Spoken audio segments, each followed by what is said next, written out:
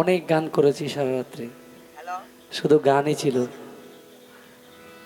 আমার বোনের কাছে আমি যে গানটা গাইছে, ওই ছোট সময় 20 বছর আগে যে স্কেলে গাইছি, এটা আমি রিকোয়েস্ট করতাম, কিন্তু গায়ে লইছে আগে।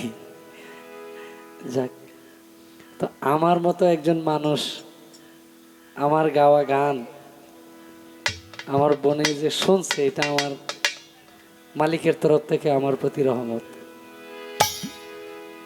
বাংলাদেশের এমন কোনো শিল্পী নাই যে তার গান শুনে না, সে মুক্তা সরকার। ঠিক, একদম ঠিক। এবং শুধু দেশ না, দেশের বাইরে কয়েকটা রাষ্ট্রের মধ্যে এখন আসা যাওয়া অনেক আগে থেকে, এটা আমাদের গর্ব।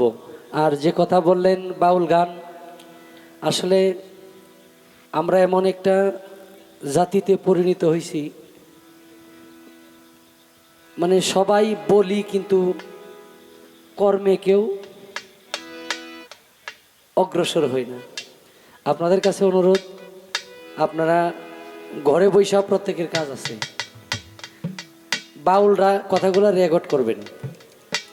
আমরা এক বাউল যদি বিপদে পড়ি, 10টা বাউল তার পক্ষে কথা কয় না। এটা আমাদের এক ধরনের মানে সমস্যা। এটা বলা আসলে কি ভাষায় বললে এটা হবে আমি জানি না। একজন অন্য মানুষ যদি আমাদের একটা ভুল ধরে, যেমনি লক্ষ লক্ষ মানুষ প্রতিবাদ করে, সত্য হোক মিথ্যা হোক, কিন্তু আমাদের ভিতর থেকে এরকমভাবে ফেসবুক একটা বিরাট বড় আন্দোলনের একটা জায়গা। ঘরে বসে একজনে হয়তো প্রেজেন্টলি আন্দোলনে না থাকতে পারে, কিন্তু একটা পোস্ট তো করতে পারে তার পক্ষে, এটাও করে না। তো এখন এই সময়ে আমরা নিজেরাই চিন্তা করতেছি যে এমন মাপ দিয়ে কথা কইতে যে কথার মধ্যে কোনো ভুল না থাকে। যাই হোক, আমি অনেক কথা বলছি, এগুলোর উপর আমি সহমত। আপনারা সাহায্য করবেন আমাদেরকে, আমরা যেন প্রকৃত বাউল গানটা ভালোভাবে প্রতিষ্ঠা করতে পারি।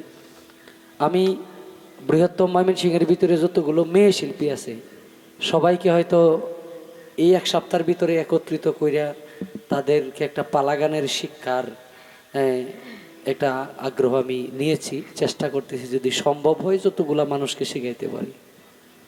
এটা আমি নিয়েছি আমার অর্থায়নে, কাউকে 1 টাকা খরচ করতে দেব না কেন, শুধু আমার অর্থ খরচ করে আমি শেখাবো। এবং আমার উস্তাদ সুনীল কর্মকার আমারে যা দিয়ে গেছে অনেক কিছু, মানে বই পুস্তকে যা ছিল তিনার কাছে প্রশ্ন উত্তর এগুলা সব আমি ওনার কাছ থেকে নিতে পারছি।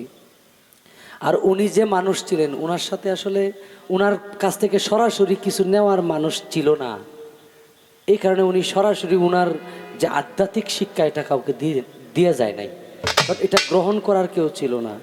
আমরা সবাই শুধু ওনার সাথে বসে বসে ওনার আলোচনা শুনছি, কিন্তু ওনার কাছ থেকে নেওয়ার একটা যে আগ্রহ, যে ওনার কাছ থেকে এমন কিছু আছে যেটা নিলে আমাদের অনেক কিছু হইতো। আসলে সুনীল কর্মকারকে আমরা চিনতে পারি নাই সে কি ছিল, এই কারণে আমরা অনেক কিছুই থেকেই বঞ্চিত হয়ে গেছি। যাই হোক, এরপরেও ওনার নাম এক জায়গায় বললে মানুষ অন্যরকমভাবে ভালোবাসা দেয়।